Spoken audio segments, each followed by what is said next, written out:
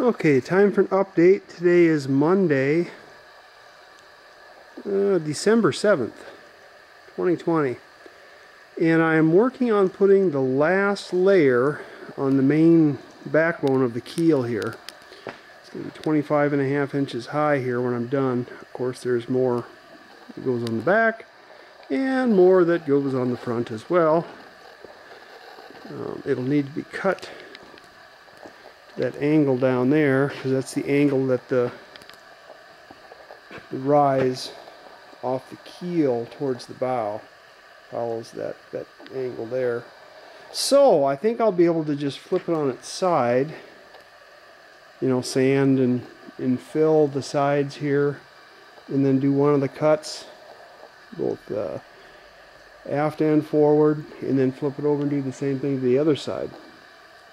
Should work all right.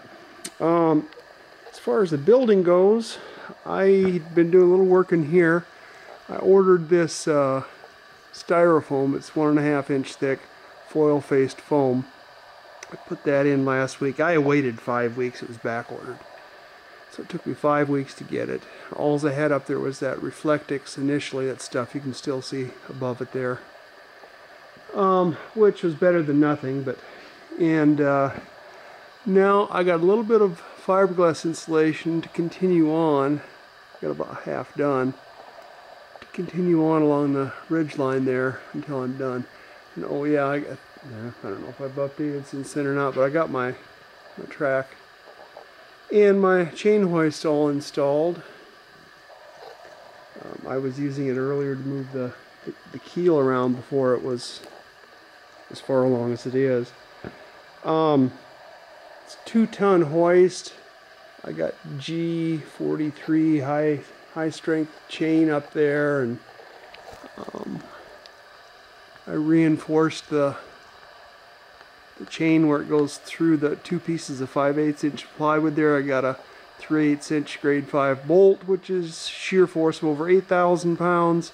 And I also reinforced it with a couple pieces of 3/16 inch steel strap that's screwed into those. So should be able to handle the 2 tons, the 4,000 pounds, providing the roof can handle it, of course. But it seems to be working quite well. I'm really happy with the way it's working so far. I got 2 more pieces, 2 more 12-footers to put on the keel. And like I said, that main backbone of the keel will be done. I also put some lights up here over my workbench. Now that I got the ceiling in this area done, or at least, you know, I had to tuck insulation on either side of this foam, you know, to create a sealed area there, and so I tucked insulation in there, and that again in the center. So in the actual, you know, inside this 1.5 inch foam, there is not insulation. I debated putting insulation there, but my gosh, I was spending so much money on this thing anyway. It cost me quite a bit more to put insulation in there, whether I blow it in or put bats in or, you know, whatever. But anyway, I think this will be adequate once I get it done. That Reflectix up there, and then you got, you know, an 7 or 8 inch airspace. And you got an 1.5 inch of foam, and then it's all sealed off with fiberglass on either end. I think that'll be adequate. I don't keep it terribly warm in here. I normally keep it when I'm working about 60. And if you can see that or not, it's 27 outside, 59 in here, and the heater just kicked on too, so it'll bring it back up to 60. I turn it down about 55 at night. I find that's about as low as I can go and still have my epoxy set up in 24 hours. And I just about ran out of epoxy, and I'm down to my last gallon of epoxy, and this is my jug of silica. It's almost gone,